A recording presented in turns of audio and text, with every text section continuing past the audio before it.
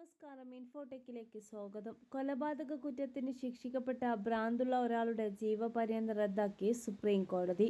സ്വയം പ്രതിരോധിക്കാനുള്ള അവകാശം വിനിയോഗിക്കാൻ കഴിയാത്തതിനാൽ ഭ്രാന്തുള്ള ഒരാളെ ക്രിമിനൽ നടപടിക്ക് വിധേയമാക്കാൻ കഴിയില്ല എന്ന് കോടതി വിധിച്ചു. ഭരണഘടനയുടെ ആർട്ടിക്കിൾ 21 പ്രകാരം സംരക്ഷിക്കപ്പെട്ടിട്ടുള്ള മൗലികാവകാശത്തിന്റെ അടിസ്ഥാനത്തിലാണ് കോടതി വിധി. ഭ്രാന്തുള്ള ഒരാൾ ചെയ്യുന്ന പ്രവൃത്തിയും കുറ്റകരമല്ലെന്ന് നിയമം അനുശാസിക്കുന്നു.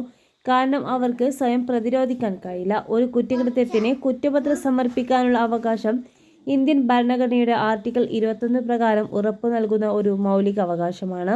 ജസ്റ്റിസ് അഭയ് സോഗ, ജസ്റ്റിസ് ഉജ്ജൽ ബുയാൻ എന്നിവരടങ്ങിയ ബെഞ്ച് പറഞ്ഞു. 2018 ഇരുമ്പ് പൈപ്പ് ഉപയോഗിച്ച് ഒരാളെ മാരകമായി ആക്രമിച്ചതിന് ഇന്ത്യൻ ശിക്ഷാ നിയമത്തിലെ 302, 352, 201 എന്നീ വകുപ്പുകൾ പ്രകാരം അപ്പീൽക്കാരനെ കുറ്റക്കാരനാണെന്ന് കണ്ടെത്തി വിചാരണ കോടതിയും ഹൈക്കോടതിയും ശിക്ഷയും ജീവപര്യന്ത തടവും ശരിവെച്ചു. എന്നാൽ കുറ്റകൃത്യം നടന്ന സമയത്ത് പ്രതിയുടെ മാനസികാവസ്ഥയെക്കുറിച്ച് കാര്യമായ സംശയമുണ്ടെന്ന് ചൂണ്ടിക്കാട്ടി സുപ്രീം കോടതി ശിക്ഷ റദ്ദാക്കി.